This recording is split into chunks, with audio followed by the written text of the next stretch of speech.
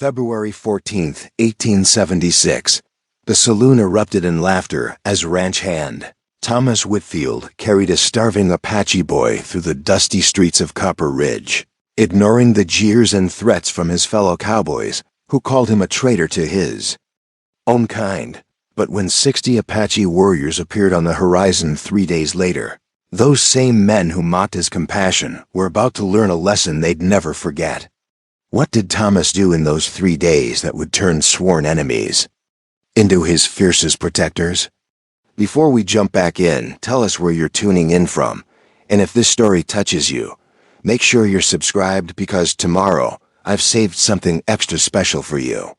The Arizona Territory's sun beat down mercilessly on Copper Ridge that February afternoon, 1876, turning the main street into a ribbon of scorched earth and broken dreams. Thomas Whitfield wiped the sweat from his brow as he guided his horse through the settlement, returning from a week-long cattle drive that had left him bone-tired and covered in trail dust. At 28 years old, Thomas had spent the better part of a decade working ranches across the Southwest, earning a reputation as a reliable hand who kept to himself and never caused trouble. The town of Copper Ridge sat in a valley between two ridges of red rock, a collection of weathered buildings that served the surrounding cattle ranches and mining operations. The Broken Spur Saloon dominated the center of town, its false front painted a faded red that had long since surrendered to the relentless desert sun. Next to it stood Morrison's General Store, the blacksmith's forge, and a scattering of other businesses that kept the isolated community functioning. Thomas had been riding for the Double Cross Ranch, one of the larger operations in the area, owned by a hard man named Clayton Vickers. Vickers ran his outfit with an iron fist, expecting long hours and unquestioning loyalty from his crew. The pay was decent, but the atmosphere among the ranch hands had grown increasingly hostile over the past year. Tensions with the Apache bands in the surrounding mountains had escalated, and several ranchers had lost cattle to raids. Some cowboys had lost friends to skirmishes along the territorial borders. As Thomas approached the outskirts of town, his horse suddenly whinnied and pulled against the reins. Something had spooked the animal. Thomas's hand instinctively moved toward the rifle secured to his saddle, his eyes scanning the scrub brush and scattered rocks along the roadside. Years of frontier living had taught him to trust his instincts. And right now, every sense told him something was wrong. Then he saw a small figure huddled behind a cluster of barrel cactus, about 30 yards from the road. At first, Thomas thought it might be a coyote or some other animal seeking shade, but as his eyes adjusted, he recognized the unmistakable shape of a child. The figure wasn't moving. Thomas dismounted slowly, leaving his rifle where it was. He approached cautiously, his boots crunching on the gravel and dried grass. As he drew closer, he could see it was a boy, no more than 7 or 8 years old, with dark hair matted with dirt and blood. The child wore the traditional clothing of the Apache people, a simple cotton shirt and breechcloth, both torn and stained. The boy's lips were cracked and bleeding from dehydration, and his small chest rose and fell with shallow, labored breaths. For a moment, Thomas stood frozen. Every rational thought told him to mount his horse and ride away. The relationship between settlers and Apache in this region had deteriorated to the point of open warfare.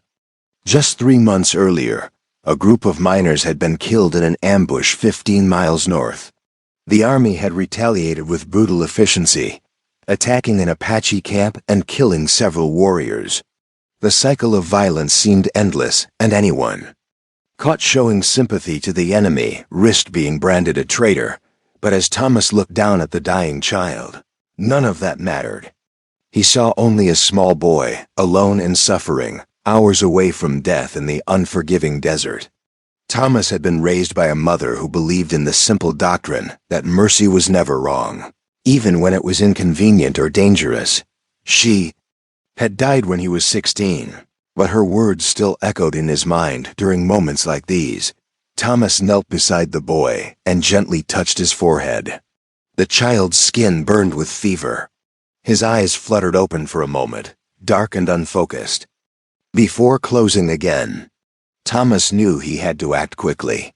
He retrieved his canteen and carefully dribbled water onto the boy's lips, watching as the child's body instinctively responded, trying to swallow the precious liquid. "Easy now," Thomas murmured, though he knew the boy probably couldn't understand. English, easy does it. After getting some water into the child, Thomas carefully lifted him. The boy weighed almost nothing, his small frame wasted by days without food or water.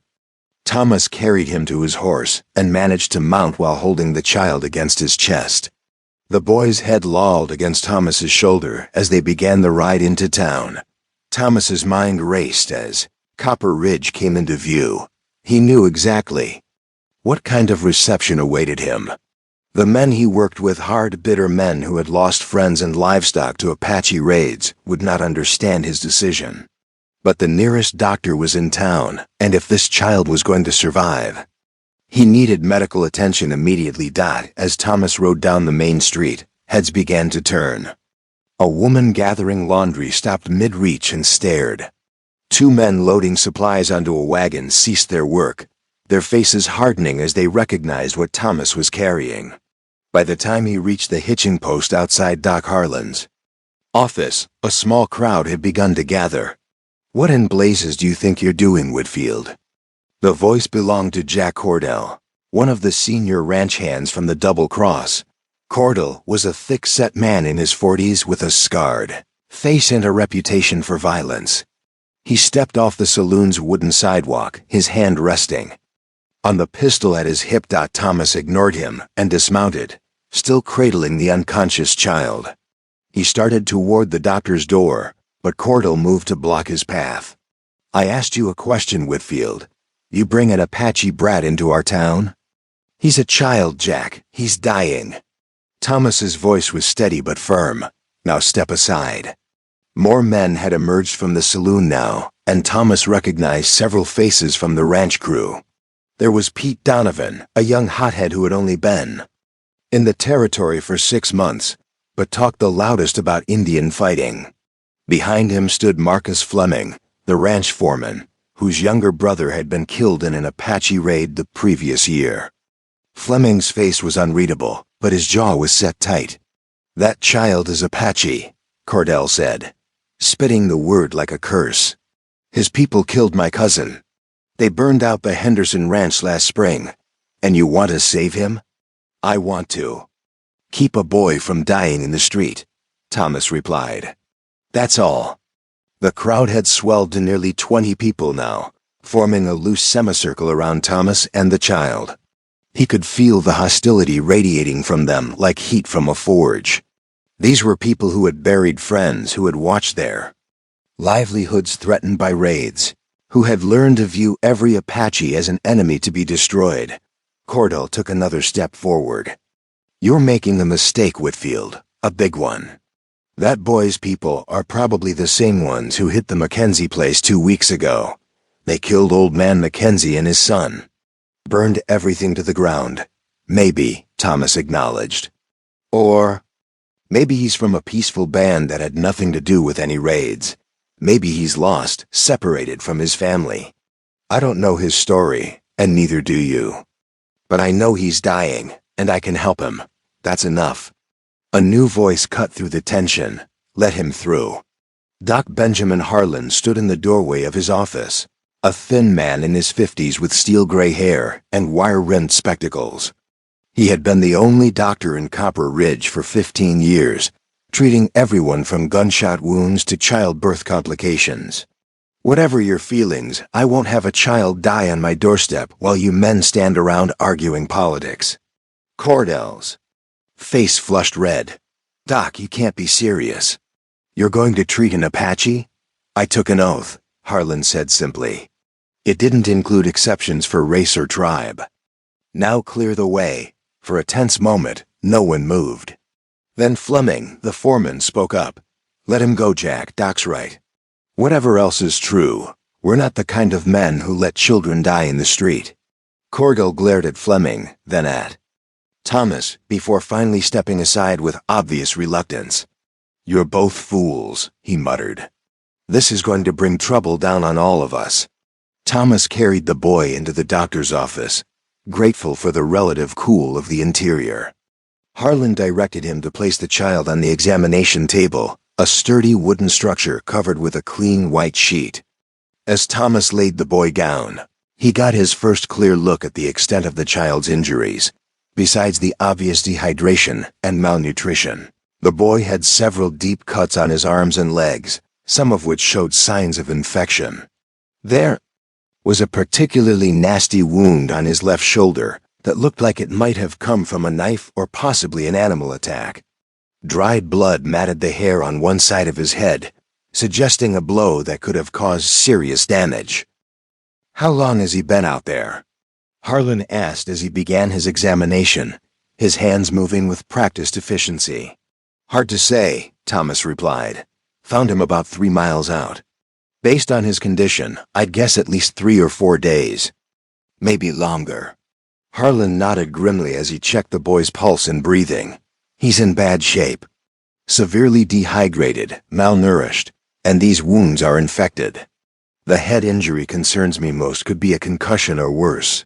He looked up at Thomas. "You understand what you've done here? Half the town wants to run you out on a rail right now." "I understand," Thomas said quietly. "But I couldn't leave him out there to die." The doctor studied him for a moment, then nodded. "Your mother would be proud. She was the same way, couldn't abide suffering, no matter whose." Harlan had known Thomas's mother before her death. She had been one of the few people in Copper Ridge who had treated the doctor with respect when he'd first arrived, a stranger. "From back east with modern medical ideas. Can you help him?" Thomas asked. "I can try," Harlan replied, already reaching for his medical supplies. "But he's going to need constant care for the next few days. That means someone will have to stay with him, monitor his condition. You volunteering for that duty?" Thomas hadn't thought that far ahead. Staying in town meant missing work at the ranch, which meant no pay. It also meant enduring the hostility of his fellow townspeople. But looking down at the small helpless form on the table, he knew there was only one answer. "I'll stay," he said. Harlan permitted himself a small smile. "Then you better settle in. This is going to be a long night." As the doctor worked cleaning and dressing the boy's wounds, Thomas found a chair in the corner and sat down. Through the window, he could see the crowd outside had grown larger. Men gestured angrily, their voices rising and falling but not quite loud enough to make out specific words. Thomas recognized Clayton Vickers's distinctive black hat among the group now. The ranch owner had arrived, no doubt summoned by one of the crew. This was going to get worse before it got better. Thomas had just painted a target on his back and, in a place like Copper Ridge, where tempers ran hot and violence was never far from the surface, that could be deadly. But as he watched Doc Harlan carefully spooning water into the unconscious child's mouth, Thomas felt a strange sense of peace with his decision. He had learned long ago that a man's character wasn't defined by the choices that were easy or popular. It was defined by what he did when everything hung in the balance, when the cost of doing right was high, and the path of least resistance was clearly marked. His mother had taught him that. She had lived it every day of her life, showing kindness to those the world had cast aside, the drunks, the prostitutes, the outcasts that polite society pretended didn't exist. "What's your name?" Harlan asked suddenly, looking at Thomas. "You." "Know my name, Doc, not yours, his." Harlan nodded toward the boy. "Every patient deserves a name. If we don't know his Apache name, we should call him something." Thomas considered this. The boy's face, now that some of the dirt had been cleaned away, showed delicate features and high cheekbones. Despite the injuries and illness, there was something resilient about him, a toughness that had kept him alive when he should have died alone in the desert. "How about Samuel?" Thomas suggested. "It means heard by God. Seems fitting." Harlan nodded his approval. "Samuel it is. Now Samuel, Hare's going to need food once he's able to eat. Something light at first, broth, Maybe some bread softened in milk. You know where to get that. Morrison's store should have what we need, Thomas said, standing up. I'll head over there now. Take the back door, Harlan advised. The front is still crowded with your admirers. Thomas stepped out into the alley behind the doctor's office. The late afternoon sun cast long shadows across the dusty ground, and somewhere a dog barked incessantly. He made his way toward Morrison's general store through the back ways, avoiding the main street where the hostile crowd still lingered. Raymond Morrison was a practical businessman who cared more about profit than politics. When Thomas entered through the rear entrance and explained what he needed, Morrison simply nodded and gathered the supplies without comment. As he wrapped the items, however, he leaned close and spoke in a low voice. You've got guts, Whitfield. I'll give you that, but guts won't stop a bullet. Cordell and his bunch are working themselves into a lather out there. Word is they want to drag that boy out of Harlan's office and finish what the desert started. They'll have to go through me, Thomas said quietly. That's what I'm afraid of, Morrison replied, handing over the package. Watch your back. And tell Doc to keep his door locked tonight. Thomas returned to the doctor's office just as full darkness fell over Copper Ridge.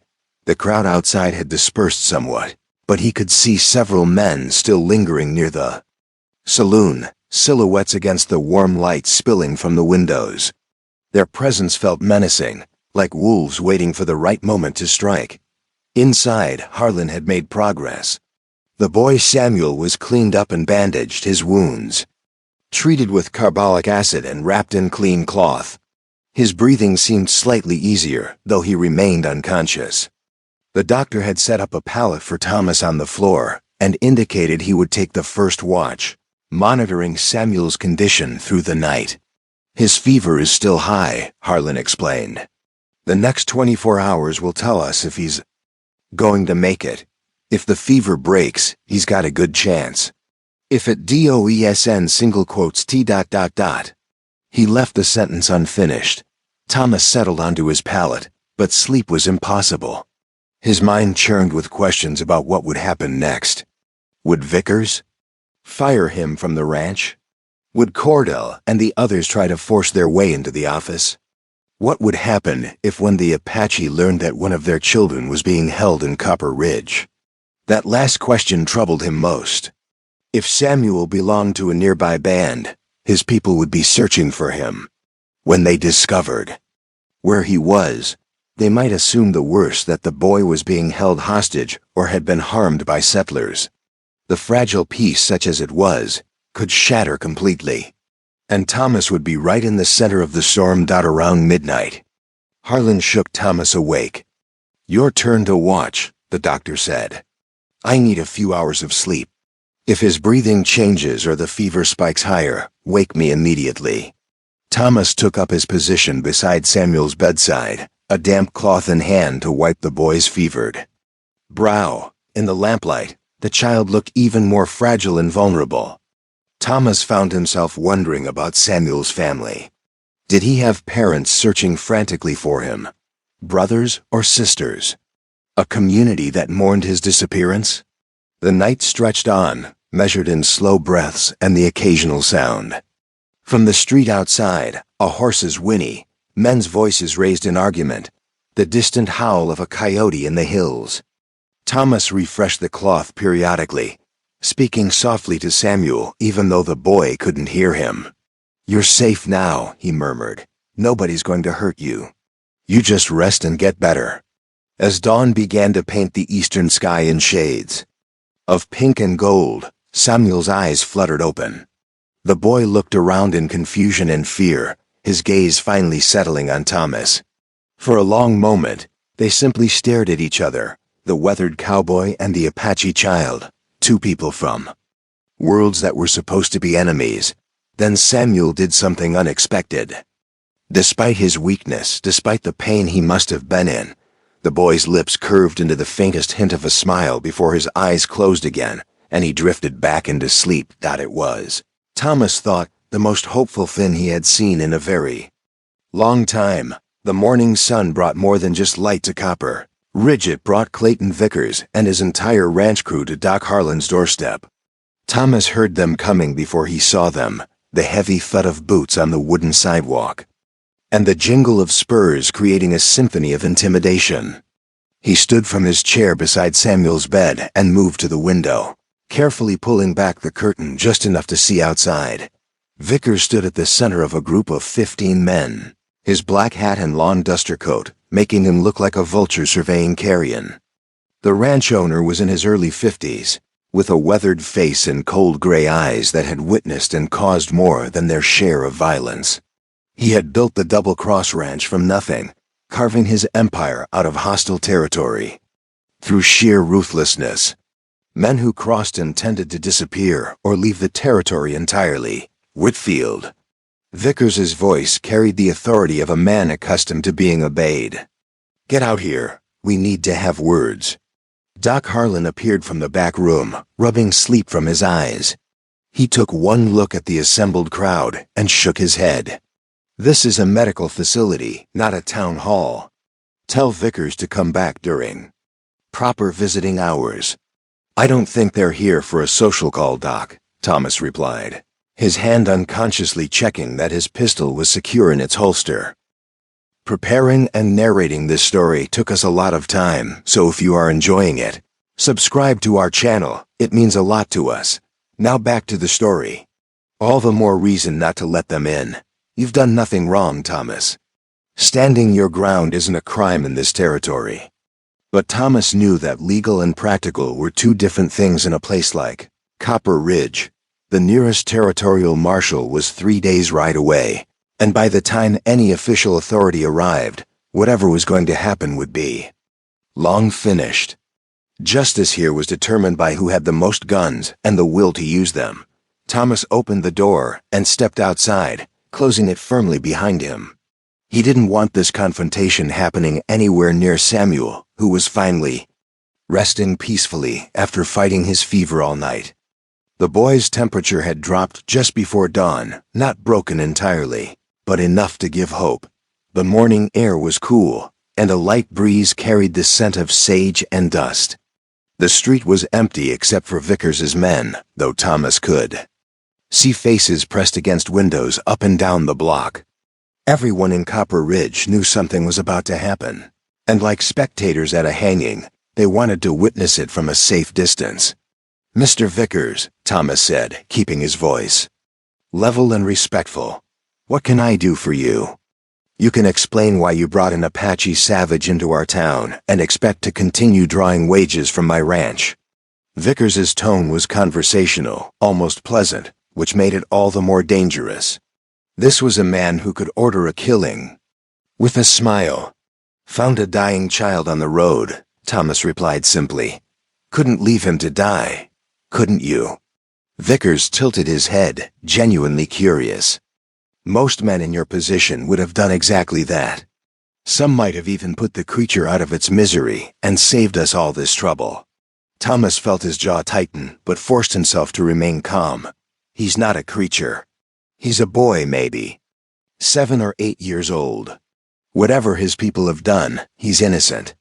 Jack Cordell stepped forward from the group, his hand resting on his pistol. "There's no such thing as an innocent Apache, Whitfield. They're born killers, every last one of them. That boy you're protecting? In 10 years he'll be raiding settlements and taking scalps. You've saved a future murderer." "You don't know that," Thomas countered.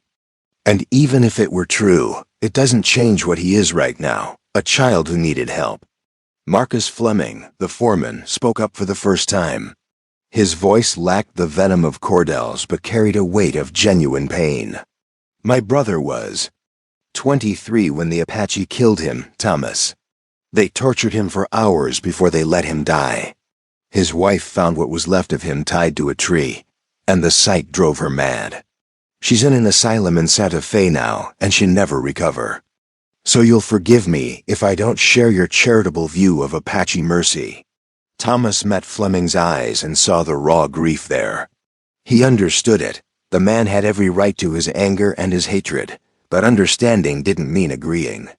"I'm sorry for your loss, Marcus, truly. But taking vengeance on a child won't bring your brother back or heal his widow's mind. It'll just add another body to the count and make you into the same kind of man who killed him.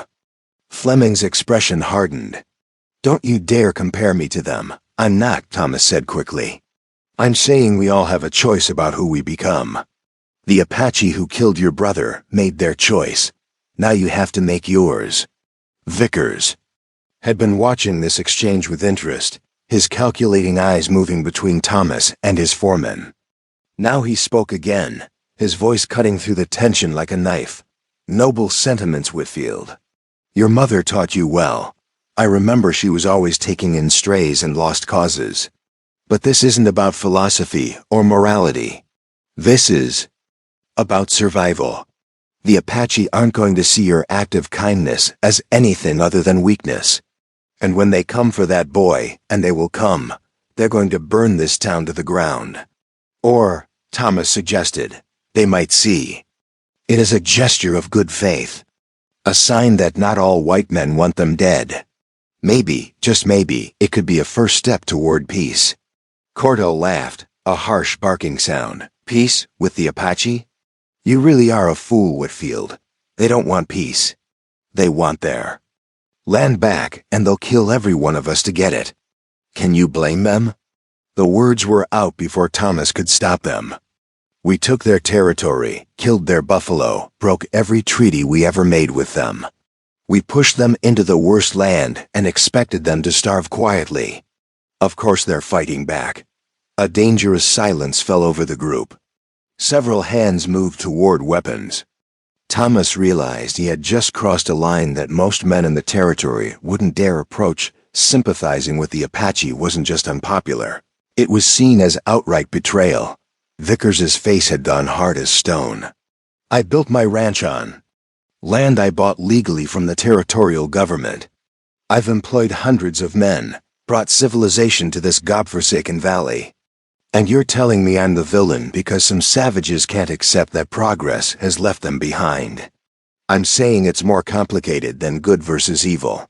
Thomas replied, knowing he was digging his grave deeper with every word, but unable to stop. The Apache are fighting for their survival, same as we are. Maybe if we tried talking instead of shooting. Enough. Vickers raised his hand, and the crowd fell silent. You've made your position clear, Whitfield. Now let me make mine clear. You're fired. Collect whatever belongings you left at the bunkhouse, and be gone from Double Cross land by sunset. If I see you there after dark, I'll treat you as a trespasser.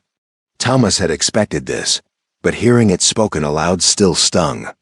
The Double Cross had been his home for 2 years, the longest he'd stayed anywhere since his mother's death. His few possessions were there, some clothes, his spare rifle, a photograph of his mother that was one of his most prized possessions. I understand, Thomas said quietly. I'll be gone. And the Apache brat? Cordell interjected. What happens to him? He stays under my care until he's well enough to travel. Doc Harlan's voice came from the doorway. The doctor stood there with his arms crossed, his thin frame somehow radiating defiance. And if any of you have a problem with that, you can take it up with the Territorial Medical Board. I answer to them, not to you, Clayton. Vickers turned his cold gaze on Harlan. You're making a mistake, Doc. This town depends on you. Be ashamed if something happened that made you want to leave. Is that a threat? Harlan asked mildly. It's a statement of fact, Vickers replied. Towns can be unpleasant places for people who forget which side they're on. Funny thing about being a doctor, Harlan said. I'm not on any side except the side of keeping people alive. You might want to remember that next time you or one of your men needs medical attention. It was a bold counter-move, and Thomas saw several of the ranch hands exchange uncomfortable glances. Harlan was the only doctor within 3 days' ride. Alienating him completely could have serious consequences for everyone in the region. Vickers seemed to recognize this as well.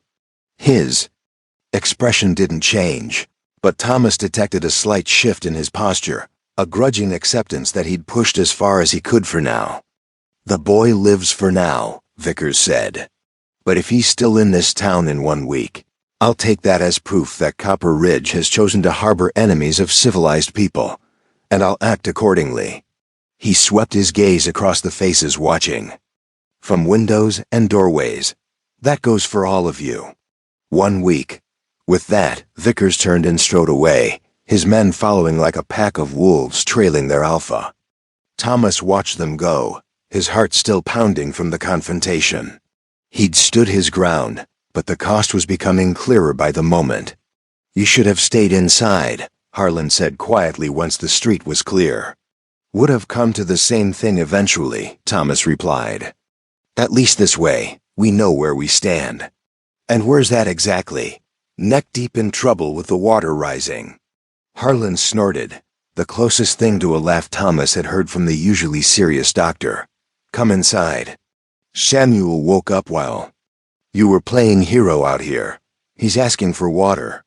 Thomas's fatigue evaporated instantly. "He's conscious? And asking for things? More or less. He's weak as a kitten, but he's aware. That fever breaking was the best thing that could have happened. Now we just need to get some food in him and keep those wounds clean." They went inside to find Samuel propped up slightly on pillows, his dark eyes following their movements.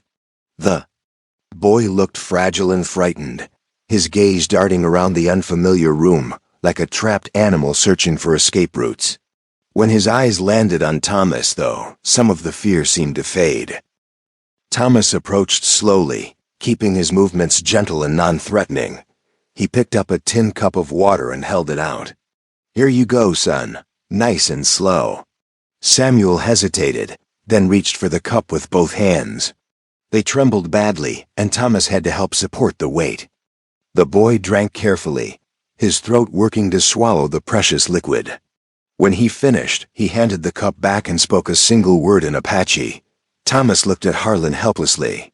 "Any idea what he said?" "Not a word. But if I had to guess, I'd say it was either thank you or more water."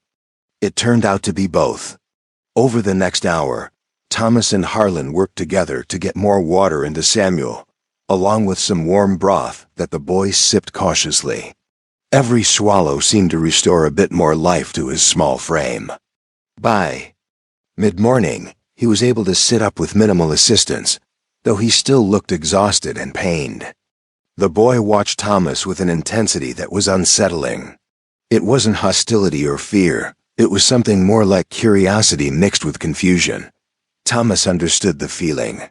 Samuel was trying to reconcile what he'd been taught about white men with the reality of being cared for by one. "What do you think happened to him?"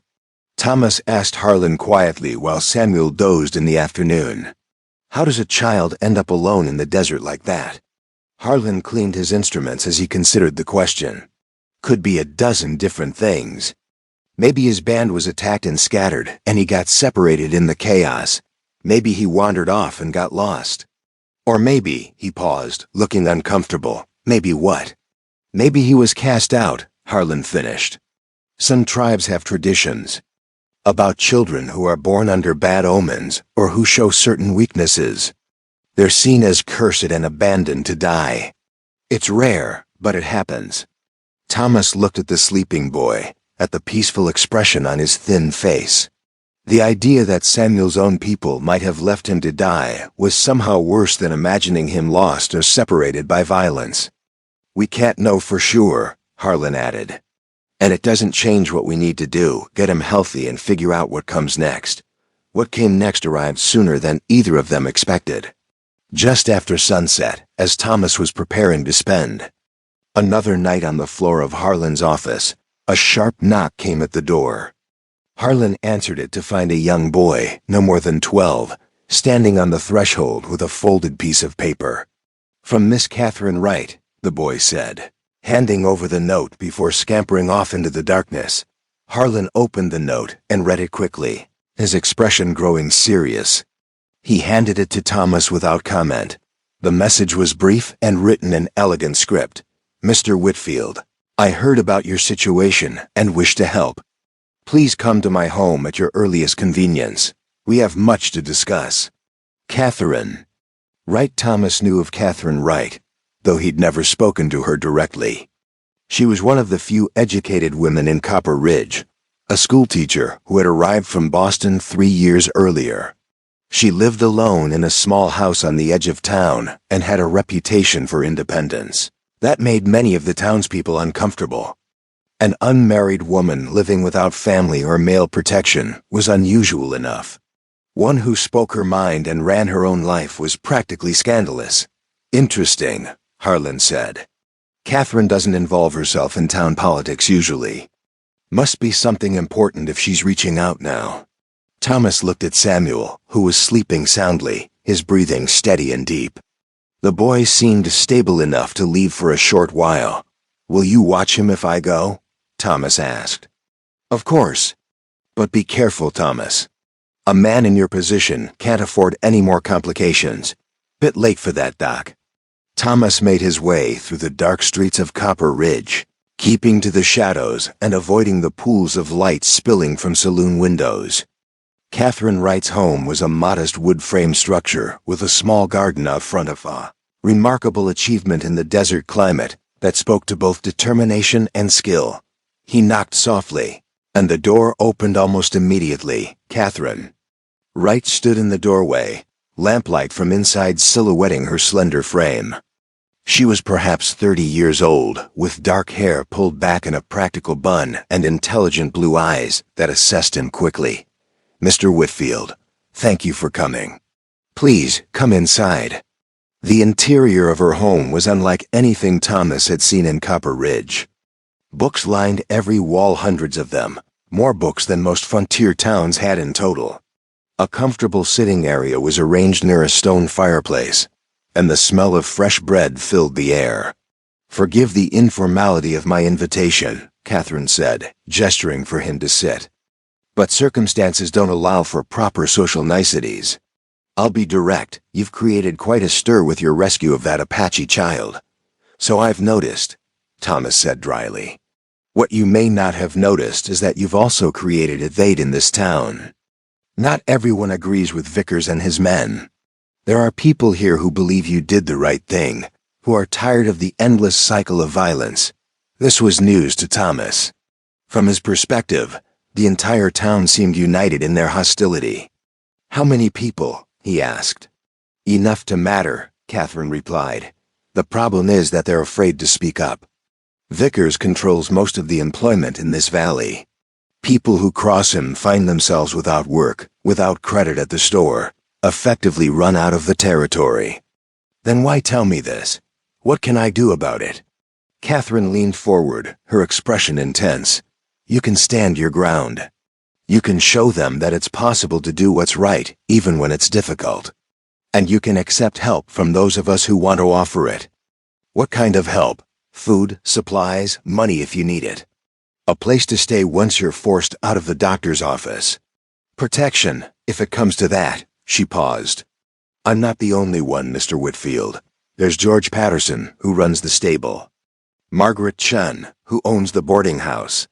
Reverend Michaels, though he has to be careful about being too public with his support. Even Raymond Morrison at the general store, though he'll deny it if asked directly. Thomas felt something loosening. In his chest a tension he hadn't fully realized he was carrying. He wasn't completely alone in this. Why? He asked simply. Why risk Vickers's anger? Catherine smiled sadly. Because some of us came to this territory hoping to build something better than what we left behind. A place where justice meant more than the fastest gun or the biggest ranch. What you did, showing mercy to a helpless child, that's the kind of thing that makes a settlement into a real community. If we let Vickers and his men crush that impulse, we lose something essential. She stood and moved to a shelf, returning with a small leather pouch that clinked with coins. This is from the people I mentioned. It's not much, but it should cover your expenses for a few weeks. Consider it an investment in the kind of town we want Copper Ridge to become. Thomas stared at the pouch, overwhelmed by the unexpected kindness. I don't know what to say. Say you'll keep doing what you're doing. Care for that boy. Show this town that there's another way besides hatred and violence. As Thomas walked back to Doc Harlan's office with the pouch heavy in his pocket, he felt the weight of responsibility settling onto his shoulders.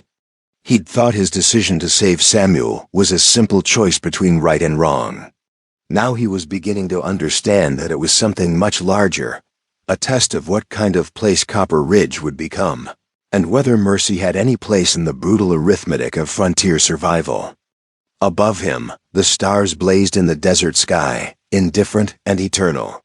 Somewhere out in that vast darkness, Samuel's people were searching for him. And when they found him, when they discovered their child was alive in the hands of their enemies, everything would change. Thomas just hoped that change would be for the better. 3 days had passed since Vickers issued his ultimatum, and Samuel was growing stronger by the hour. The boy could now sit up without assistance, eat solid food, and even take a few tentative steps around Doc Harlan's office with Thomas's support. But with physical recovery came a new challenge: communication. Samuel spoke no English, and Thomas knew no Apache. They existed in a frustrating silence, broken only by gestures and the occasional shared smile. Thomas found himself wishing desperately for some way to bridge the gap between them. To understand the boy's story and let him know he was safe. The answer came from an unexpected source.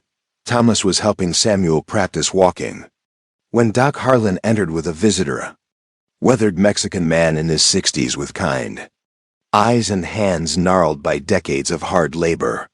His name was Eduardo Vasquez, and he worked as a handyman around Copper Ridge, taking on odd jobs that others considered beneath them.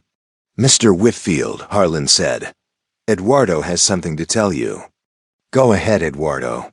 The older man shifted his hat nervously in his hands. "My grandmother, she was Apache. Chiricahua band. I grew up speaking both Spanish and her language before she died. I hear about the boy, and I think maybe I can help." Thomas felt a surge of hope. "You speak Apache?" "Some," Eduardo admitted. "Been many years, and there are different dialects. But I can try." Samuel had been watching this exchange warily from his seat on the examination table. When Eduardo approached and spoke to him in Apache, the boy's eyes went wide with shock. For a moment, he simply stared. Then words came tumbling out, a desperate flood of language that spoke of relief at finally being understood. Eduardo listened carefully, occasionally asking questions, his expression growing more troubled as Samuel's story unfolded. When the boy finally fell silent, exhausted by the effort, Eduardo turned to Thomas and Harlan with tears in his eyes. "His name is not Samuel," Eduardo began quietly. "It is Naco, which means bear in his language. He is 8 summers old, and he comes from a small band led by his grandfather, a man called Victorio, though not the famous warrior, a different man with the same name." "What happened to him?" Thomas asked. "How did he end up alone?" Eduardo's voice grew heavy. 3 weeks ago, the cavalry attacked their camp at dawn. The soldiers came without warning, without provocation. Naco's people were peaceful. They had stayed away from settlements, hunted only in the mountains, caused no trouble. But the soldiers did not care about this distinction. Thomas felt his stomach turn. He'd heard stories about the Army's Apache campaigns, but hearing it from the perspective of a survivor made it visceral and real. "Naco's mother threw him on a horse and told him to ride," Eduardo continued. "She said to run and not look back. He heard gunfire and screaming, but he obeyed. He rode for hours until the horse collapsed. Then he walked. He did not know where to go, only that he had to keep moving. The head wound that came from falling from the horse. The other injuries from trying to find food and water in the desert. His family?" Harlan asked, though the answer was clear in his tone. "He does not know if anyone survived. He was alone for many days before Mr. Whitfield found him." The room fell silent as the weight of this settled over them. Thomas looked at Naco. He still thought of him as Samuel, the name providing a strange comfort, and saw the boy watching him with an expression that was heartbreaking in its complexity. Fear, hope, grief, and something that might have been the beginning of trust all warred in those dark eyes.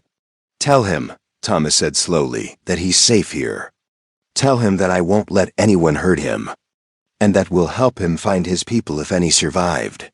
Eduardo translated, and Nako responded with a question. "He wants to know why you helped him," Eduardo said. "He was taught that white men kill Apache on sight. He does not understand why you did not leave him to die." Thomas considered this carefully, knowing that his answer would shape how this child viewed the world going forward. "Tell him that not all people are the same, just as not all Apache are the same. Tell him that my mother taught me that every life has value, and that kindness is never wasted, even when it's difficult." As Eduardo translated, Thomas saw something shift in Nako's expression. The boy spoke again, his voice stronger now. "He says his grandfather taught him something similar," Eduardo reported. "That the world is full of darkness, but a single flame can hold it back. He says maybe you are a flame." Before Thomas could respond, the door burst open and Jack Cordell stood there with Pete Donovan and 3 other ranch hands. They were all armed, and the smell of whiskey rolled off them like a physical presence. "Well, isn't this touching?" Cordell slurred, his hand resting on his pistol. The Indian lover having a heart-to-heart with his pet savage and a Mexican. Doc Harlan stepped forward, positioning himself between the intruders and his patients. "This is a medical facility, Cordell. You have no business here, especially not drunk." "We got business wherever we say we got business, old man," Donovan spat. He was the youngest of Vickers's crew, barely 20, with more bravado than sense. "Word around town is you're teaching that Apache brat English, planning to make him all civilized." "That's true, Whitfield." Thomas moved to stand beside Harlan, his hand instinctively moving near his gun. Behind him, he could sense Nako tensing, the boy's instincts screaming danger even if he didn't understand the words. "We're helping a child recover from near death," Thomas said evenly. "If that offends you, that's your problem, not mine." "Our problem," Cordell snarled, "is that you've got 4 more days to get that Apache out of town. And we're here to make sure you understand what happens if you don't." He drew his pistol, not aiming it, just letting it hang loose at his side in an obvious threat. The other men followed suit, 5 guns against 2. "Eduardo," Thomas said quietly without taking his eyes off Cordell. "Get Nako to the back room." The older man moved quickly, helping the boy down from the table and ushering him toward the rear of the building. Nako resisted, saying something urgent in Apache, but Eduardo spoke firmly and got him moving. Once they were out of immediate danger, Thomas felt some of the tension leave his shoulders. Whatever happened next, at least the boy wouldn't see it. "Put the guns away, Jack," Harlan said tiredly. "This isn't accomplishing anything except making you all look like cowards. 5 armed men against 2 unarmed ones and a child." "We ain't cowards," Donovan shouted, his face flushing red. "We're patriots. We're protecting our town from savages and the fools who help them." "By threatening a doctor?" Thomas asked. "By terrorizing a sick child? That's not protection. That's just cruelty dressed up as righteousness." Cordell's eyes narrowed dangerously. "You got a smart mouth, Whitfield. Maybe someone ought to teach you to shut it." "You're welcome to try," Thomas replied, his voice dropping to a deadly calm. "But you better make your first shot count, because you won't get a second one." The threat hung in the air between them. Cordell was drunk, but he wasn't stupid. He could see the absolute certainty in Thomas's eyes, the promise that any violence would be met with lethal response. The other men shifted nervously, suddenly less eager for confrontation when faced with the reality of what it would cost. The standoff might have ended in bloodshed if not for the sound of horses outside. Heavy footsteps on the wooden sidewalk preceded the arrival of Marcus Fleming, sober and serious with George Patterson, the stable owner. Beside him, Fleming took in the scene with a single glance, the drawn weapons, the tense postures, the barely contained violence. "What the hell is going on here?" Fleming demanded. Just having a conversation with Whitfield about his departure schedule, Cordell said, though he holstered his weapon as he spoke. With 5 guns drawn? Fleming's voice was hard. That's not a conversation, Jack. That's an execution waiting to happen. And it's not happening on my watch. Since when do you care about protecting Indian lovers? Donovan challenged. Fleming turned on the younger man with such sudden fury that Donovan actually stepped back. I care about preventing murder, you fool.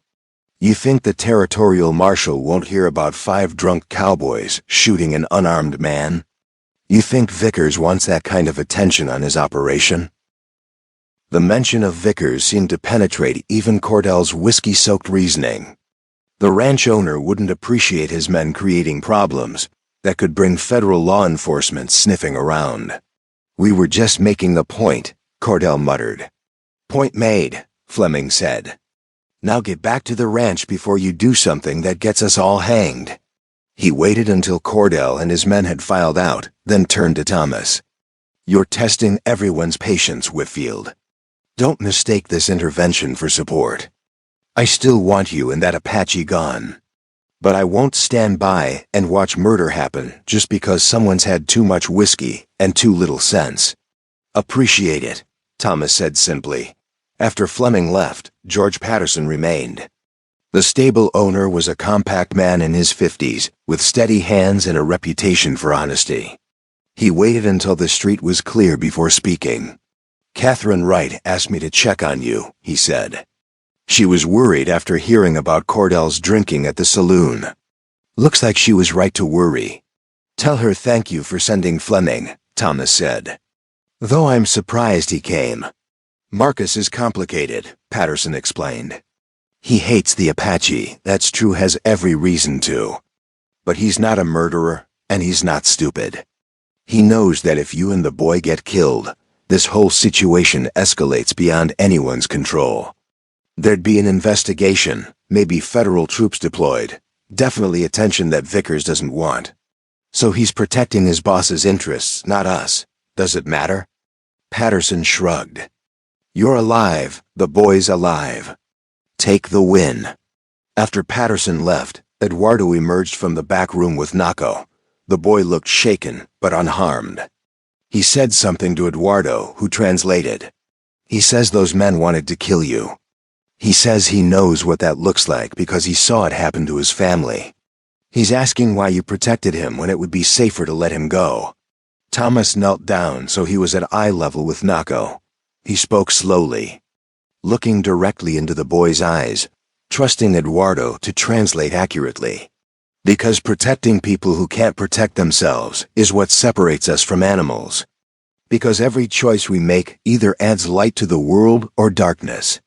And because I believe that you have just as much right to live as anyone in this town, regardless of what some people think. As Eduardo translated, Thomas saw tears begin to roll down Naco's cheeks. The boy stepped forward and wrapped his thin arms around Thomas in a fierce hug. For a moment, Thomas froze, unsure how to respond. Then he returned the embrace. Feeling the boy trembling against him, when they separated, Naco spoke again. His voice thick with emotion. He says you are truly a flame in the darkness, Eduardo translated. And that his grandfather would have been honored to know you. That night, Thomas lay awake on his pallet, listening to Naco's peaceful breathing. The boy had insisted on sleeping near Thomas rather than in the back room. Some instinct telling him that safety lay in proximity to this strange, white man who had saved his life. Thomas thought about the choice he'd made on that dusty road just days ago. It had seemed so simple at the time, help a dying child. But that single decision had created ripples that were spreading wider by the hour. He'd lost his job, made enemies of powerful men, and put himself directly in the path of violence. And yet, looking at the sleeping boy, he couldn't bring himself to regret it. His mother had believed that every act of kindness echoed through eternity, changing things in ways large and small. Thomas had always found that notion a bit romantic, a bit naive. But maybe she'd been right. Maybe Naco would remember this kindness and let it shape how he saw the world. Maybe some of the townspeople who'd witnessed Thomas's stand would find their own courage to choose mercy over vengeance. Or maybe he was just a fool who'd gotten himself in over his head and would end up dead in a ditch. Somewhere. The next morning brought an unexpected visitor. Thomas was helping Nako practice English words, simple things like water, bread, and thank you, when a knock came at the door. Doc Harlan answered it to find a small Apache woman standing there, her weathered face carved by years of hardship and loss. She spoke in Apache, her voice urgent, and Eduardo was quickly summoned. The conversation that followed was rapid and intense, with the woman repeatedly pointing toward the mountains and then at the building where Nako was hidden. Finally, Eduardo turned to Thomas, his expression grave. "This is Nako's aunt, his mother's sister. Her name is Desba. She says she has been searching for the boy since the attack on their camp. She tracked him to this area and has been watching the town from the hills, trying to understand what happened to him." "She's been watching us?" Thomas asked, feeling a chill run down his spine. If one Apache woman had been observing Copper Ridge undetected, how many others might be out there? "For 2 days, Eduardo confirmed. "She saw Nako through the window yesterday. She knows he is alive and being cared for. She wants to take him back to what remains of her people." Thomas's first instinct was relief. Nako would be reunited with his family, removed from the powder keg that Copper Ridge had become. But then he looked at the boy, who had frozen at the sound of his language, hope and fear warring on his young face.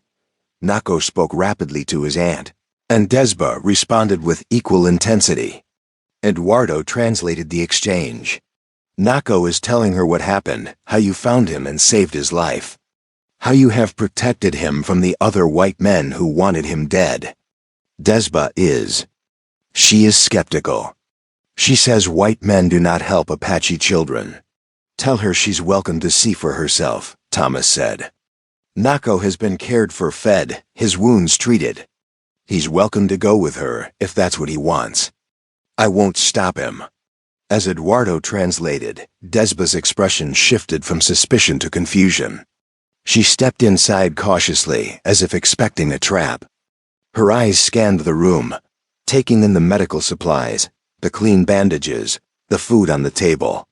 Then she looked at Nako, really looked at him, and saw a healthy, healing boy rather than the near corpse she must have feared finding. She approached Nako and examined him carefully, checking his wounds, asking questions. The boy answered, and with each response, Desba's expression grew more astonished. Finally, she turned to Thomas and spoke at length. "She says she does not understand you," Eduardo translated. "Her experience has taught her that all white men are enemies. But she sees that you have saved her nephew's life and asked nothing in return. She wants to know why." Thomas had answered this question so many times in the past few days that he'd worn the words smooth like river stones. But this time felt different. This time, he was answering to someone who had every reason to hate him and his people. Someone whose world had been shattered by men who looked just like him. "Tell her," Thomas said carefully, "that I helped Nako because he was a child in need, and because I believe there has been enough killing, enough suffering on both sides. Tell her that I cannot change what has been done to her people, but I can choose who I want to be. And I choose to be someone who helps rather than harms." Eduardo translated, and Desba studied Thomas for a long moment. Then she did something that surprised everyone in the room. She extended her hand. Thomas took it, feeling the calluses and scars that marked a life of incredible hardship. Her grip was firm, her eyes clear and direct. She spoke again, and Eduardo's voice was thick with emotion as he translated. "She says that if there were more flames like you in the world, perhaps your people and yours would not be enemies. She says that Nako may stay with you until he is fully healed, if you are willing. It would not be safe for him to travel yet, and her band is scattered in the mountains with little food and no medicine. She trusts that you will continue to care for him."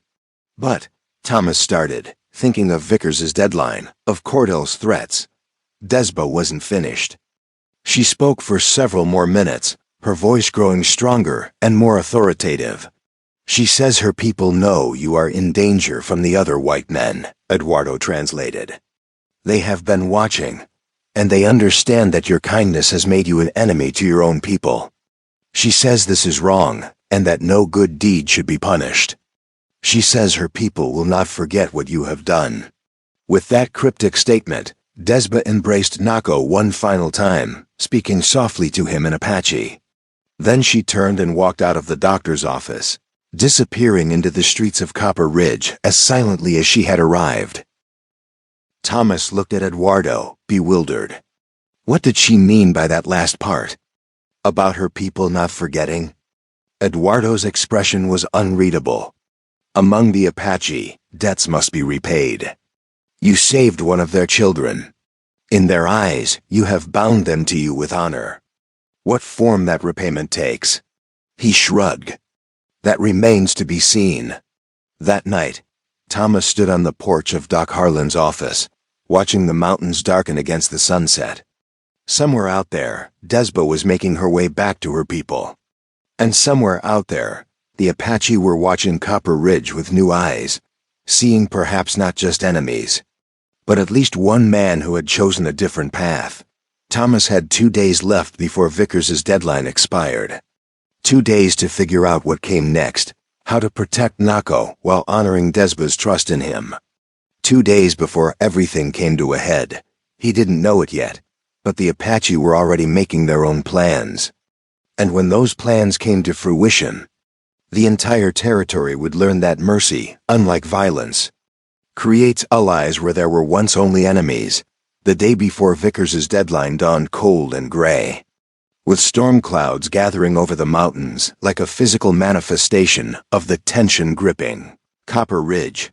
Thomas woke to find Nako already awake, sitting by the window and staring at those distant peaks with an expression of longing that needed no translation. "You miss them," Thomas said softly. Knowing Eduardo wouldn't arrive for another hour, but feeling the need to speak anyway. Nako turned and seemed to understand the sentiment, if not the words. He nodded slowly, then pointed at Thomas and placed his hand over his heart.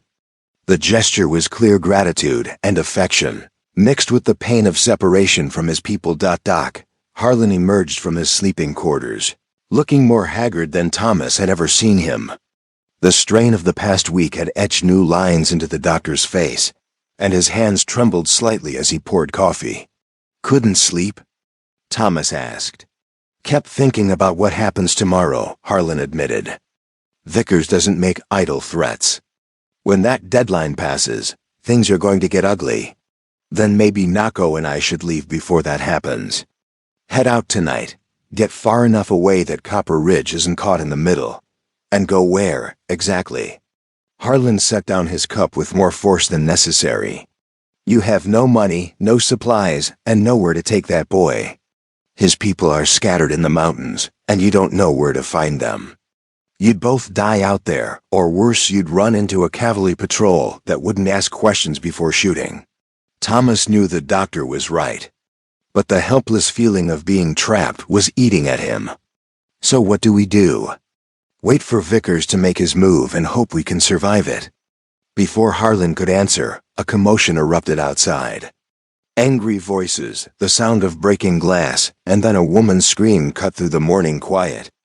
Thomas grabbed his gun belt and rushed to the door, Harlan right behind him. The street had transformed into chaos. A mob of at least 30 men, led by Clayton Vickers himself, had gathered outside Catherine Wright's home. Someone had thrown rocks through her windows, and the schoolteacher stood on her porch with a shotgun in her hands, her face pale but determined. "You want to harbor Indian sympathizers?" Vickers shouted at her, loud enough for the entire town to hear. "Fine, but you can do it somewhere else. You have until noon to pack your belongings and get out of Copper Ridge. That goes for everyone who's been helping Whitfield." Thomas started forward, but Doc Harlan grabbed his arm. "Don't. That's exactly what he wants, you rushing in to play hero so he can claim self-defense when he kills you. I can't just let him terrorize Catherine because of me." Thomas protested. "You can and you will. Because charging in there helps no one. Harlan's voice was steel. Catherine knew the risks when she reached out to you. She's tougher than she looks. As if to prove his point, Catherine's voice rang out clear and strong across the street. This is my property, Mr. Vickers, purchased legally and paid for in full. You have no authority to order me anywhere. And if you or any of your men set foot on my land without permission, I will exercise my legal right to defend it. Several of the men in the crowd shifted uncomfortably. Catherine Wright might be an unmarried woman living alone, but she was also educated, articulate, and clearly knowledgeable about territorial law. Shooting her in cold blood would create the kind of legal complications that even Vickers's money and influence might not be able to smooth over. Vickers's face darkened with rage.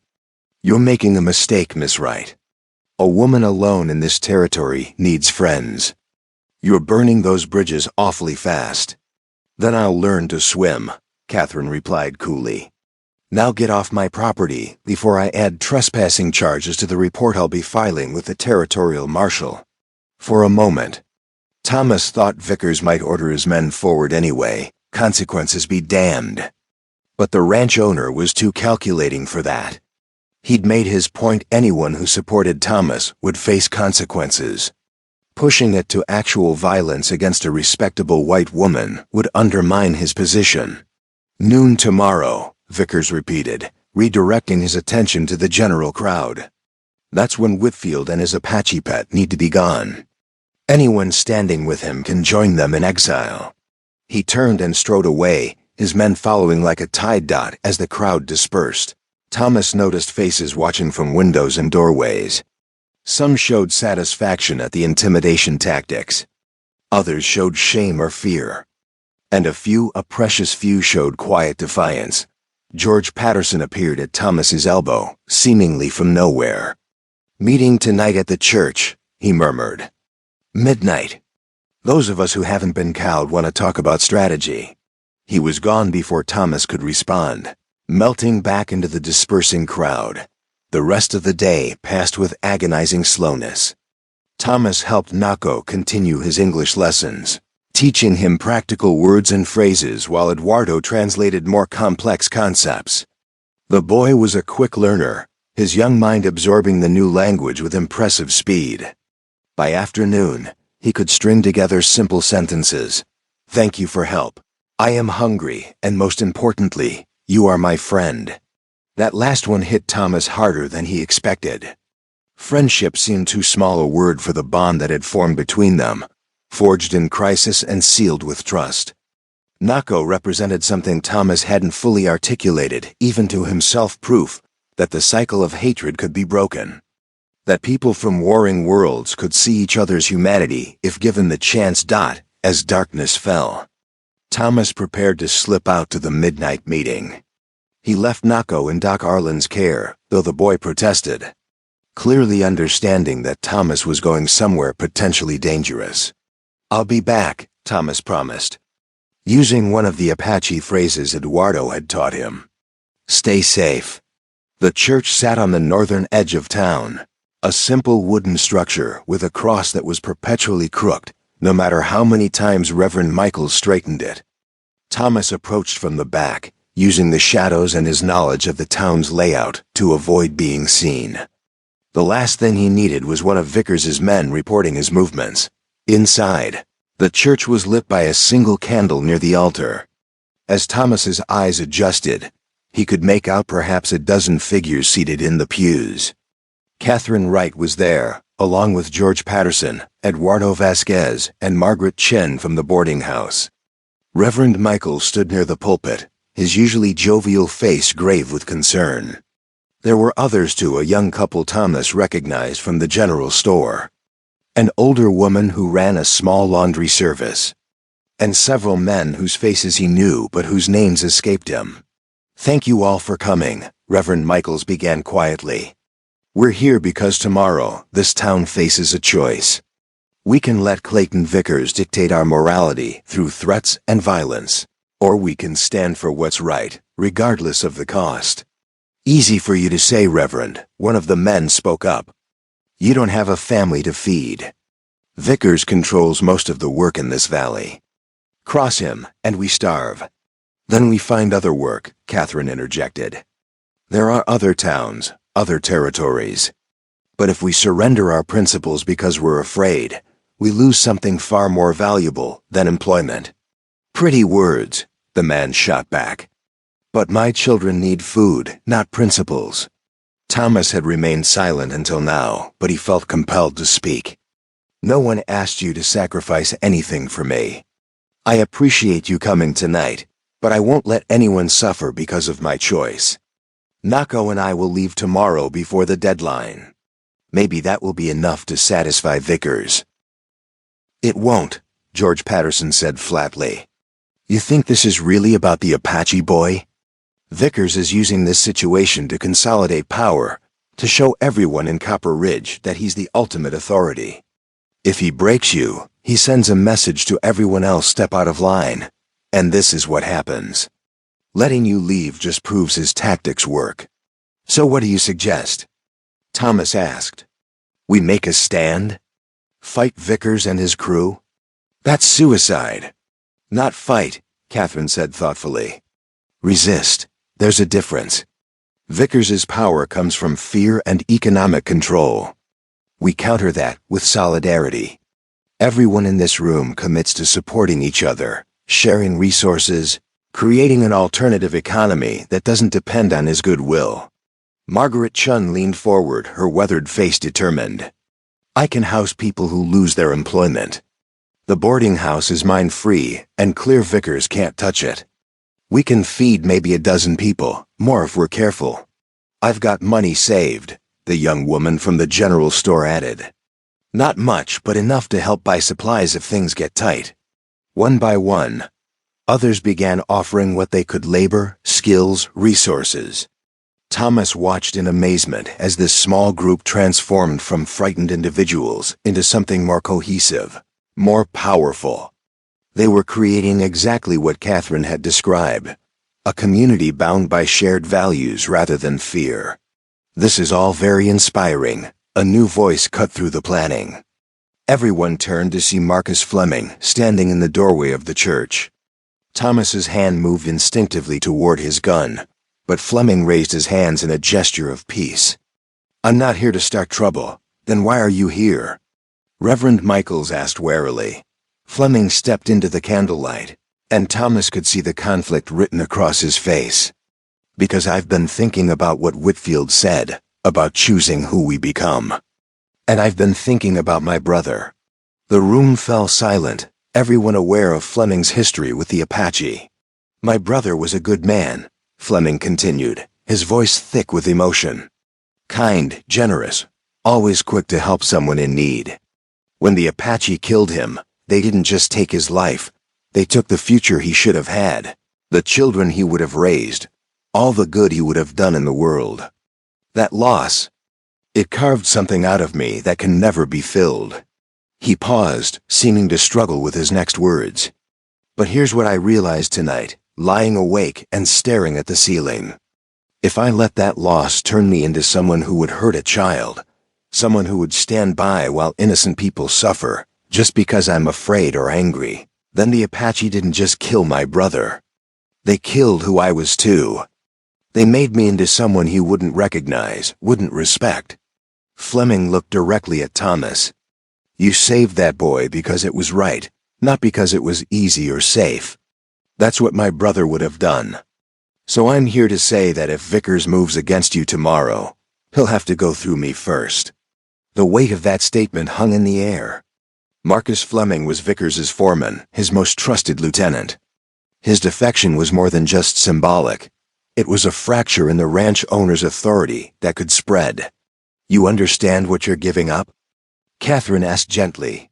My job, my reputation with half the territory, probably any chance of a peaceful life in Copper Ridge, Fleming replied. Yeah, I understand. But I also understand that some things matter more than comfort and security. My brother taught me that, even if it took me too long to remember. Before anyone could respond, the church door burst open and Pete Donovan stumbled in. blood streaming from a gash on his forehead. "Apache!" he gasped. "Dozens of them, maybe more. They've surrounded the town." Chaos erupted. People jumped to their feet, reaching for weapons, voices rising in panic. Thomas felt his heart plummet. This was it, the disaster he'd been dreading. Nako's people had come for him, and Copper Ridge would pay the price. "Everyone calm down." Reverend Michaels's voice cut through the panic. "Pete, tell us exactly what you saw." Donovan was breathing hard, his eyes wide with fear. "I was on night watch at the ranch, up on the North Ridge. Started seeing fires in the hills, signal fires, I think. Then movement in the darkness, lots of it. Warriors, had to be. They're all around us. Did they attack?" Fleming demanded. "No, that's the strange part. They're just there, watching, waiting." Thomas's mind raced. Why would the Apache surround the town but not attack? It didn't make tactical sense unless the answer hit him like a physical blow. They were protecting him. Desba had said her people would not forget his kindness, that debts must be repaid.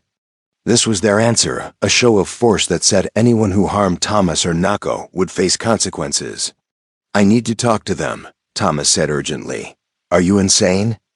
Donovan shouted. "They'll kill you on sight." "No," Thomas said with sudden certainty. "They won't. This isn't a raiding party, it's a message to Vickers. They're telling him that if he makes a move against Nako or me, he starts a war he can't win." Catherine grasped the implication immediately. "That's brilliant. They've changed the entire calculation." Vickers was counting on everyone being too afraid to oppose him. But now he has to weigh his pride against the possibility of a full Apache assault. "We need to get word to Vickers," Fleming said. "Let him know the situation has changed." "I'll go," Thomas volunteered. "He needs to hear this from me." The ride to the Double Cross Ranch took only 20 minutes, but Thomas spent every second of it watching the darkness, knowing he was being observed by unseen eyes. He could feel the presence of Apache warriors in the hills, a pressure against his awareness like the air before a thunderstorm. The ranch house was ablaze with light, and armed men patrolled every approach. Thomas was stopped at gunpoint 3 times before finally being brought before Clayton Vickers, who stood on his porch with a rifle cradled in his arms. "You've got the nerve coming here, Whitfield," Vickers said coldly. "Especially tonight." "We need to talk about what happens tomorrow," Thomas replied. "The situation has changed." "I'm aware that Apache warriors are surrounding my town," Vickers snapped. "That just proves my point. Harboring that boy has brought disaster on all of us." "Or it's saved us," Thomas countered.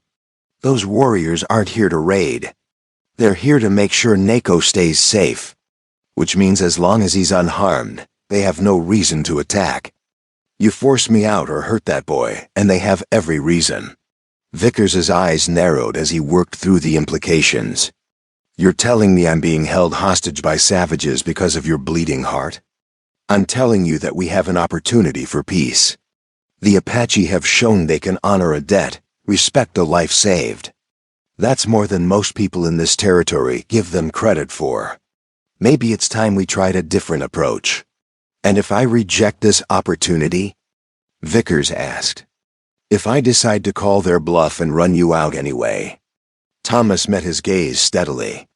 "Then a lot of people die, yours, theirs, and probably innocent townspeople caught in the crossfire. All because you couldn't accept that mercy might be stronger than violence. Your choice." For a long moment, Vickers said nothing. Thomas could see the calculation happening behind those cold eyes, weighing his pride against the lives of his men, his property, his empire. Finally, the ranch owner lowered his rifle. "The deadline is suspended," Vickers said, each word clearly costing him. "For now. But this isn't over, Whitfield. Not by a long shot." Thomas nodded slowly. It wasn't friendship or even acceptance, but it was survival. For now, that was enough. As he rode back toward town, Thomas looked up at the hills where the signal fires still burned. He didn't know if Desba or other Apache leaders were up there watching. But he raised his hand in a gesture of respect and gratitude, somewhere in the darkness. He thought he saw a figure raise a hand in return. The first battle was over. Won not through violence but through the unexpected power of honor acknowledged and debts repaid. But Thomas knew this was just the beginning. The real test would come in the days ahead, whether this fragile peace could be nurtured into something lasting, or whether the old hatreds would rise again to consume everything they'd built. For tonight, though, there was hope. And sometimes hope was the rarest and most valuable commodity in the entire territory. Dawn broke over Copper Ridge with an eerie calm that felt more like the eye of a hurricane and true peace. Thomas stood on the porch of Doc Harlan's office, watching as the signal fires in the hills slowly died out with the rising sun. The Apache were still there. He could feel their presence like a weight in the air, but they had pulled back slightly, a gesture that seemed designed to ease tensions without completely abandoning their position. Nako joined him, the boy moving with increasing confidence now that his strength had returned. He followed Thomas's gaze to the mountains and spoke in halting English. "My people. They protect you now." "They do," Thomas agreed. "But protection can only last so long. Eventually, we need to find a real solution." The boy's face grew serious beyond his years. "You give me life. They give you life. This is balance?" Thomas smiled despite the weight on his shoulders. "Yeah, kid. That's balance." The town stirred slowly to life, but the normal rhythms felt off. Fewer people ventured onto the streets, and those who did moved quickly, nervously, always aware of the watching eyes in the hills. The Broken Spur Saloon remained closed, its owner apparently deciding that serving whiskey to armed, anxious men was a recipe for disaster. Around mid-morning, a delegation arrived at the doctor's office. Marcus Fleming led the group, which included Reverend Michaels, Catherine Wright, George Patterson, and surprisingly Raymond Morrison from the general store. Their expressions were a mix of determination and exhaustion. "We need to discuss next steps," Fleming said without preamble. "Vickers has suspended his deadline, but he's not going to let this stand forever. We have a window, maybe a few days, to figure out something permanent. What did you have in mind?" Thomas asked. Ushering them inside, Catherine spoke first, her schoolteacher's mind already working through the problem analytically. "The core issue is trust or the lack of it. The settlers don't trust the Apache. The Apache don't trust the settlers. And both sides have excellent reasons for their distrust. But you've proven something important, Thomas. You've shown that individuals can bridge that gap. So we need more bridges," Morrison added. The store owner had been quiet throughout the crisis, but his presence here spoke volumes. More contact, more opportunities for people to see each other as human beings rather than enemies. "That's a nice idea," Fleming said, his tone skeptical but not dismissive. "But how do we accomplish it when most people in this territory would shoot an Apache on sight, and most Apache would return the favor?" Eduardo Vasquez, who had been sitting quietly with Nako, finally spoke up. "There is a way, but it requires something that will be difficult for many to accept. It requires a treaty, not with the government or the army, but between the people of this town and Nako's band directly. A local peace agreement?" Reverend Michaels leaned forward, intrigued. "That's unorthodox. The army wouldn't recognize it, and the territorial government would likely see it as undermining their authority." "Let them," Catherine said firmly. "What have the official policies accomplished except more death? We have a unique opportunity here, an Apache band willing to consider peace because of a genuine act of kindness, and a community that's at least partially willing to try something different." Thomas looked around the room, seeing the hope and fear warring on every face. Even if we wanted to negotiate something like that, how would we even start? I can't just walk into the hills and ask to speak to their leaders. "Yes, you can," a voice said from the doorway. Everyone spun to find Desba standing there, having apparently entered through the back of the building without anyone noticing. She spoke in Apache, and Eduardo quickly translated. She says her grandfather, the leader of their band, wishes to meet with Thomas and any others who seek peace. He has been watching what happened here and believes there may be a path forward. But it must happen soon, before the army or other settlers learn about the Apache presence and force a confrontation. It could be a trap, Fleming warned, his protective instincts overriding his newfound openness. Get Thomas out in the wilderness and eliminate the problem.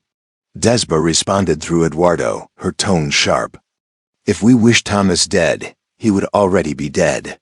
We could have killed him a dozen times over the past days. We seek peace, not more blood. Nako suddenly stood and walked to his aunt, speaking rapidly in Apache. The exchange was intense, with the boy gesturing emphatically toward Thomas. Finally, Desba nodded and turned back to the group. Nako says he will guarantee Thomas's safety with his own life, Eduardo translated. Among our people, such a pledge is sacred.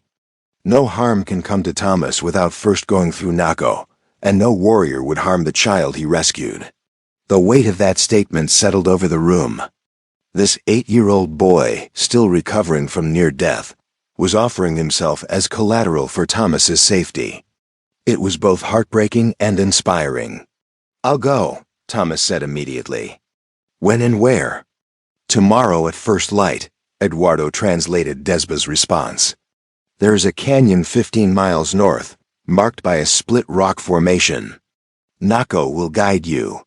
You may bring 2 others if you wish no more. They must come unarmed as a sign of good faith. Fleming immediately volunteered. I'll go. If we're going to negotiate peace, having someone who understands both sides of this conflict might help. I should come as well, Reverend Michaels added. As a spiritual leader, I might provide some moral authority to whatever agreements we reach. The plan was set, but the rest of the day passed with agonizing slowness. Thomas tried to prepare for the meeting, but how did one prepare for something that had never been done before? He wasn't a diplomat or a politician, he was just a ranch hand who had made a choice in a dusty road and was now somehow responsible for potentially reshaping the relationship between 2 warring peoples. That evening, as Thomas helped Nako pack supplies for the journey, the boy suddenly hugged him fiercely. When he pulled back, there were tears in his eyes. You are my brother now, Nako said carefully in English, the words clearly practiced. Not by blood. By choice. This is stronger. Thomas felt his own eyes burning. You're my brother too, kid. Always will be. The night was long and sleepless. Thomas lay on his pallet, staring at the ceiling and thinking about his mother. She had believed that every act of kindness echoed through eternity, changing things in ways both seen and unseen. If she could see what her teachings had created, an entire community reconsidering their hatred, a potential peace born from a single moment of compassion, what would she think? He hoped she would be proud. Dawn came too quickly and not fast enough. Thomas Fleming and Reverend Michaels gathered outside the doctor's office, where Nako waited with 3 horses that George Patterson had provided. The boy sat his mount with natural grace, looking more like a young warrior than the dying child Thomas had found just days ago. The ride north was tense but uneventful. Nako led them through terrain that would have been difficult to navigate alone, narrow passes, hidden trails, and game paths that only someone intimately familiar with the land would know. As they rode, Thomas noticed subtle signs of the Apache presence, a broken branch here, a disturbed rock there, markers that said they were being watched and guided. The split rock formation appeared just as the sun reached its peak. 2 massive stone pillars that had been cleaved apart by some ancient geological event. In the shadow between them, a group of Apache warriors waited, perhaps 60 in number. All armed, but with their weapons lowered in a gesture of truce. At the center of the group stood an old man, his face weathered by decades of desert sun and hardship. His hair was white, but his eyes were sharp and penetrating. This was Victorio, Nako's grandfather, and the leader of the band. Nako dismounted and ran to his grandfather. and the reunion between them was tender and heartbreaking. The old man held his grandson close, speaking softly in Apache, his weathered hands checking the boy for injuries with a grandfather's concern. Finally, Victorio straightened and approached Thomas. Eduardo Vasquez had accompanied them, appearing seemingly from nowhere to translate. "You are the one who saved my grandson," Victorio said through Eduardo. "I am told you did this knowing he was Apache, knowing it would bring you trouble with your own people. I am told you protected him when others wanted him dead. Is this true?" "It is," Thomas replied simply. "Why?" The question was direct, demanding an honest answer. Thomas took a moment to gather his thoughts. "Because he was a child who needed help. Because I believe there has been too much killing on both sides. Because I was taught that every life has value, regardless of who they are or where they come from. And because I hoped that maybe, just maybe, one act of kindness could start to break the cycle of hatred." Victorio studied him for a long moment, then nodded slowly. "You speak with a straight tongue. This is rare among white men, among all men, if we are honest." He gestured to the warriors surrounding them. "These men have lost friends, brothers, fathers to your people. Some have lost wives and children. They have every reason to want you dead. But they are here today because of what you did for Nako. You have shown them that not all whites are the same. Just as I hope Nako has shown you that not all Apache are the same." Marcus Fleming stepped forward, his voice steady despite the obvious tension. "I've lost family to Apache raids. My brother was killed, tortured, and left to die. I hated your people for it. Maybe part of me still does. But I've learned something these past days. Hatred is easy. It requires no courage, no thought, no growth. Peace, real peace that takes strength. That takes people willing to see past their pain to imagine something better." Victorio's expression softened slightly. "You speak wisdom that has cost you much to learn. This too is rare." He turned to address all three visitors. "My people are tired. We are tired of running, tired of watching our children starve, tired of burying our dead. The old ways are dying, and we cannot stop that. But perhaps we can choose how we die with honor and dignity, or as desperate animals hunted to extinction. What are you proposing?" Reverend Michaels asked gently. "A covenant," Victorio replied through Eduardo. "Not with the government that has broken every promise, but with the people of Copper Ridge, directly. My band will remain in the mountains, living as we have always lived. We will not raid your settlement or harm your people. In return, you will allow us to trade for supplies we cannot make ourselves, and you will not report our presence to the army. We will share this land as our ancestors once shared it with other tribes, with respect and honor." "That's asking the people of Copper Ridge to violate federal law," Fleming pointed out. "The army has orders to round up all Apache and force them onto reservations. And we have seen what happens to our people on reservations," Victorio countered. "They sicken and die, their spirits broken. We would rather die free in these mountains than slowly on reservation land. But if your people are willing to look the other way, to let us live in peace, we will give you something valuable in return." "What's that?" Thomas asked. "Safety," Victorio said simply.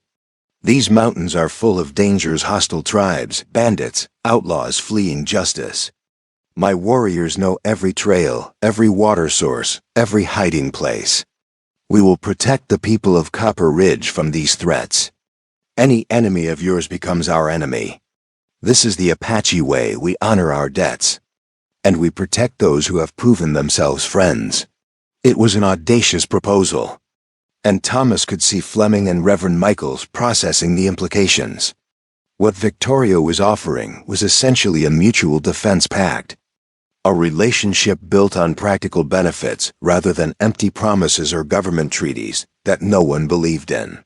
"This would require the support of the entire town," Thomas said carefully. "Not everyone will agree. Vickers and his supporters will have to choose," Victorio interrupted. Stand with those who seek peace, or stand alone against both the Apache and their own neighbors. I have seen what happened in your town, how people gathered in secret to support you. There are more who hunger for peace than you realize. They have simply been afraid to speak. A young warrior stepped forward and spoke urgently to Victorio. The old man listened, then turned back to the visitors with a grave expression. Scouts report that a cavalry patrol is approaching from the south, perhaps 2 days away. They are searching for Apache to force onto reservations. This is the test of what we discuss here today. Will Copper Ridge stand with us, or will they reveal our location to the soldiers? The question hung in the air like a challenge. This was the moment where words would have to become actions, where principles would be tested against reality. Thomas looked at Fleming and Reverend Michaels, saw his own determination reflected in their faces, and made his choice. "We'll stand with you," Thomas said firmly. "I can't speak for everyone in Copper Ridge, but I'll do everything in my power to convince them that peace is worth protecting. As will I," Fleming added. "And one," Reverend Michaels confirmed. Victorio nodded, satisfaction evident in his weathered features. "Then we have an understanding. Return to your people. Convince them that a new path is possible. My warriors will remain in the hills, watching and waiting. When the soldiers come, we will see if your words match your courage." The ride back to Copper Ridge was quiet, each man lost in thought about the magnitude of what they were attempting. They were essentially asking the townspeople to commit treason, to actively conceal the presence of Apache from federal authorities. The penalty for such actions could be severe, ranging from fines to imprisonment to being branded as traitors.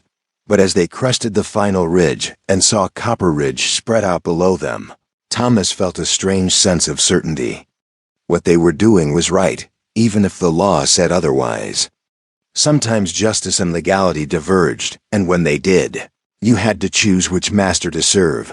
The town meeting that evening was the most heavily attended gathering in Copper Ridge's history.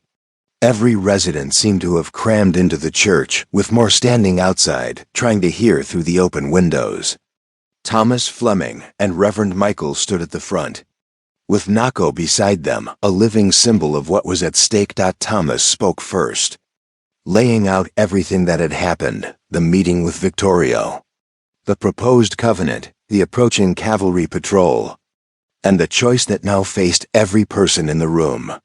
"I won't lie to you," Thomas said, his voice carrying to every corner of the packed church. "What we're asking is dangerous.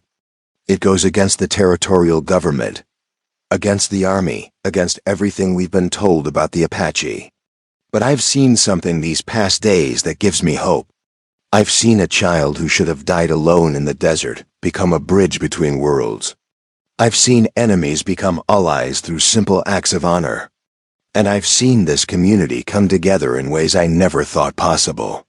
He paused, looking out at the sea of faces, some hostile, some hopeful, most simply uncertain. "The cavalry will be here in 2 days," Thomas continued. "When they come, they'll ask if we've seen an Apache in these mountains. We can tell them yes, and watch as they hunt down Victorio's band and force them onto a reservation where they'll likely die. Or we can say we've seen nothing and give peace a chance to take root. The choice is yours." Clayton Vickers stood up from where he'd been sitting in the back, his presence commanding immediate attention. "And if we make this choice, if we harbor Apache and lie to federal authorities, what happens when we're caught? What happens to our families, our livelihoods, our futures?" "We face those consequences together," Catherine Wright said, standing to face the ranch owner. "The same way we face everything else in this territory, by supporting each other and believing that we're strong enough to weather any storm." "Together," Vickers scoffed. "You mean like how you all gathered in secret to undermine my authority? Like how you turned my own foreman against me?" He glared at Fleming, who met his gaze without flinching. "You didn't need help undermining your authority, Clayton," Fleming replied quietly. "You did that yourself when you put your pride above the welfare of this community. I didn't turn against you. I remembered who I wanted to be. The tension in the room ratcheted higher. This was the moment that would define Copper Ridge's future, and everyone could feel it. Margaret Chin stood up, her small frame somehow commanding attention. I came to this territory 30 years ago with nothing but the clothes on my back and a dream of building something lasting. I've survived droughts, fires, bandits, and more winters than I care to count. And I've learned one thing for certain: survival means adapting. The old ways of endless conflict aren't working. Maybe it's time we tried something new. One by one, others began to stand. George Patterson, Eduardo Vasquez, the young couple from the general store. Even Raymond Morrison, always the practical businessman, rose to his feet. "Show of hands," Reverend Michaels called out. "All those in favor of accepting Victorio's proposal and protecting the Apache from the cavalry. Raise your hand." The response wasn't unanimous. Perhaps a third of the room kept their hands down, including Vickers and several of his men. But more than half the assembled townspeople raised their hands high. A clear majority choosing peace over the certainty of continued conflict. Vickers looked around the room, clearly calculating the cost of fighting this tide. Finally he spoke, his voice cold and controlled. "I won't support this madness, but I won't actively oppose it either. When it all falls apart, and it will, don't come crying to me for help." He strode out of the church, several of his loyalists following, but far more people remained. And as Thomas looked at their faces, determined, frightened, hopeful, he realized that something fundamental had shifted in Copper Ridge. They had chosen to become something more than just another frontier town built on violence and fear. They had chosen to become a community. 2 days later, the cavalry patrol arrived exactly as predicted. Captain William Hendricks was a career officer with a reputation for thoroughness. He rode into Copper Ridge with 30 soldiers, all armed and ready for conflict. Thomas Fleming and Reverend Michaels met him on the main street, with what seemed like the entire town watching from windows and doorways. "Captain Hendricks," Reverend Michaels greeted him. "Welcome to Copper Ridge. What brings the cavalry to our humble settlement?" "We're tracking Apache," Hendricks replied, his eyes scanning the surrounding hills. "Our scouts reported signal fires in this area a few days ago. We have orders to round up any Apache we find and escort them to the San Carlos Reservation." "I'm afraid I can't help you, Captain," Thomas said, his voice steady. "We haven't seen any Apache in the area." Hendricks studied him with sharp eyes. "Is that so? Because my scouts are rarely wrong, and those signal fires were reported by multiple sources." "Signal fires can mean many things," Fleming interjected. "Could have been prospectors, hunters, even bandits. These mountains are full of people trying to avoid attention." The captain wasn't convinced, but he also didn't have concrete evidence. He spent 3 days searching the surrounding area, his men combing through valleys and canyons. But the Apache had vanished like smoke, leaving no trace of their presence. During those 3 days, Thomas barely slept. Every knock on the door, every unusual sound, made him fear that someone had betrayed the agreement. But Copper Ridge held firm. Even those who hadn't voted for the covenant kept silent, either because they were persuaded by the majority, or simply because they didn't want to be the one to break the town's united front. Finally, frustrated and empty-handed, Captain Hendricks prepared to leave. "This isn't over," he told Thomas on his final morning in town. "I know something happened here. I can feel it. And when I figure out what it is, there will be consequences." "Captain," Thomas replied calmly, "the only thing that happened here is that a community decided to choose peace over violence. If that troubles you, maybe you need to examine your own assumptions." After the cavalry departed, Copper Ridge slowly returned to normal, or rather, to a new normal. Trade began between the town and Victoria's band, with Eduardo serving as mediator. The Apache brought game meat, herbs, and intricate craftwork. The town provided flour, sugar, medicine, and metal tools. Both sides benefited, and gradually, Suspicion began to give way to something that might eventually become trust. Nako stayed with Thomas, who had taken up residence in a small cabin on the edge of town provided by the community. The boy attended Catherine's school, learning to read and write in English while teaching his classmates basic Apache phrases. He became a living bridge between worlds, proof that people from different cultures could coexist and even enrich each other's lives. 6 months later, Thomas stood on the same ridge where he'd first found Nako, looking out over the valley. The boy, no longer quite so small, stood beside him, now completely comfortable in both worlds. "You think it will last?" Nako asked in perfect English. "Peace?" Thomas considered the question carefully. "I don't know. Peace is like a garden. It needs constant tending, constant care. The moment you stop working at it, the weeds of hatred and fear start growing back."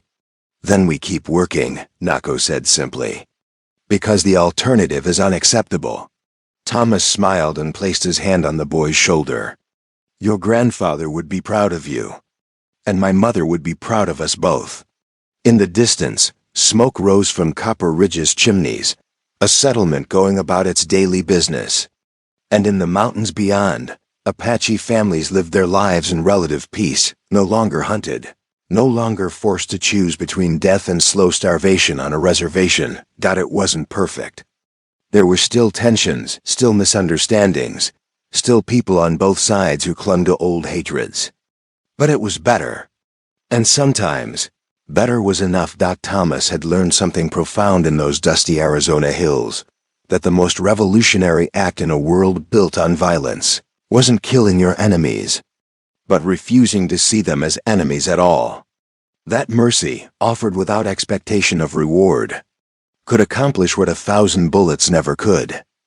And that sometimes, the smallest choice, stopping to help a dying child on a forgotten road, could change everything. Years later, when historians examined the Apache Wars and the settlement of the Arizona Territory, they would find a curious footnote about a small town called Copper Ridge that somehow avoided the violence that consumed surrounding areas.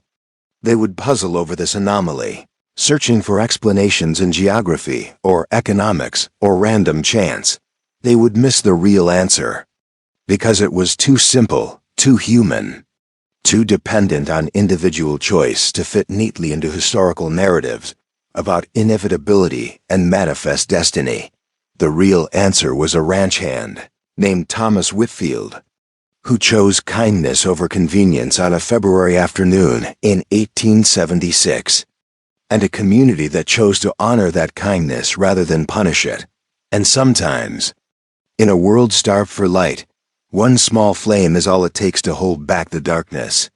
Up next, you've got 2 more standout stories right on your screen. If this one hits the mark, you won't want to pass these up. Just click and check them out.